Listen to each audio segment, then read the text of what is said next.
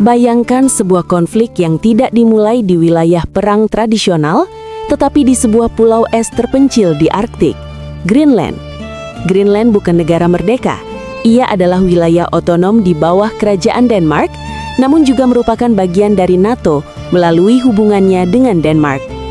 Namun sejak awal 2025, satu isu geopolitik menggetarkan hubungan internasional. Keinginan Amerika Serikat untuk mengakuisisi Greenland, bahkan dengan kemungkinan menggunakan kekuatan militer. Jika konflik ini bereskalasi ke konfrontasi nyata antara Amerika dan sekutu NATO lainnya, maka bukan hanya Greenland yang dipertaruhkan, tetapi masa depan aliansi global terbesar di dunia, NATO.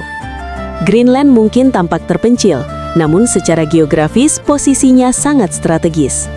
Terletak di rute pertahanan Atlantik Utara, titik yang menghubungkan Eropa dan Amerika Utara, zona yang semakin penting karena perubahan iklim membuka jalur pelayaran baru dan mengungkap sumber daya mineral berharga.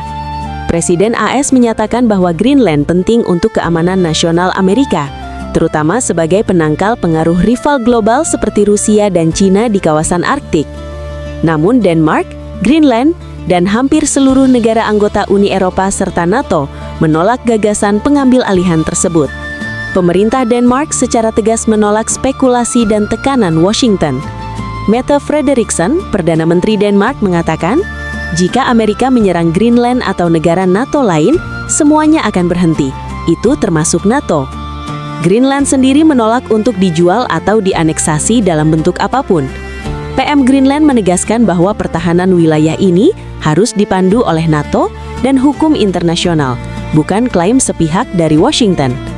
Ratusan pendukung kedaulatan Greenland turun ke jalan di Nuuk, membawa spanduk bertuliskan Greenland bukan untuk dijual, menunjukkan bahwa isu ini bukan hanya strategi geopolitik, tetapi juga isu identitas dan demokrasi. Persoalan ini memicu perdebatan serius di NATO. Beberapa negara Eropa, termasuk Jerman, memperingatkan bahwa aneksasi paksa oleh Amerika akan menghancurkan NATO dan solidaritas yang telah dibangun sejak 1949. Pemimpin Eropa menyatakan bahwa keamanan Arktik harus ditangani secara kolektif, bukan dengan pendekatan sepihak oleh satu anggota aliansi. Uni Eropa pun mengeluarkan pernyataan kuat. Greenland adalah milik rakyatnya.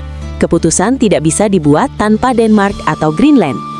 Bahkan sebagian analis menyebut isu Greenland sebagai uji terbesar bagi NATO setelah Perang Dingin. Selain retorika militer, pemerintahan AS memperkenalkan ancaman baru. Tarif impor tinggi kepada negara-negara Eropa yang menentang klaim atas Greenland. Tarif ini bisa meningkat hingga 25% pada pertengahan tahun jika sekutu menolak tuntutan Washington. Langkah ini memicu kecaman dari sekutu NATO karena dianggap sebagai upaya tekanan ekonomi untuk memecah solidaritas aliansi. Respons langsung NATO terhadap meningkatnya ketegangan adalah memperkuat kehadiran militer di Greenland melalui latihan gabungan bernama Operation Arctic Endurance. Pasukan NATO dari negara-negara seperti Inggris, Prancis, dan Estonia telah dikerahkan untuk menunjukkan komitmen aliansi terhadap pertahanan wilayah ini. Sebuah sinyal penting bahwa jika ada agresi, negara-negara Eropa siap berdiri bersama Denmark. Kini kita masuk ke skenario ekstrim, perang terbuka antara Amerika dan NATO, sesuatu yang tampak mustahil hanya beberapa bulan lalu. Jika Amerika secara sepihak menyerang wilayah NATO seperti Greenland, pasal 5 NATO bisa dipicu. Semua anggota berkewajiban untuk saling membantu. Eropa bisa langsung berperang melawan Amerika. NATO sendiri bisa terkoyak, mungkin runtuh, sehingga tak lagi menjadi aliansi formal. Konsekuensinya tak hanya militer. Perdagangan global runtuh secara dramatis, dolar kehilangan dominasi, Cina dan Rusia bisa memanfaatkan kekosongan, aliansi tradisional terbalik menjadi kompetisi global.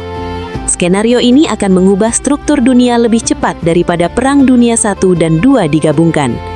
Beberapa ahli menilai bahwa keputusan seperti itu merupakan kesalahan strategis besar bagi Washington.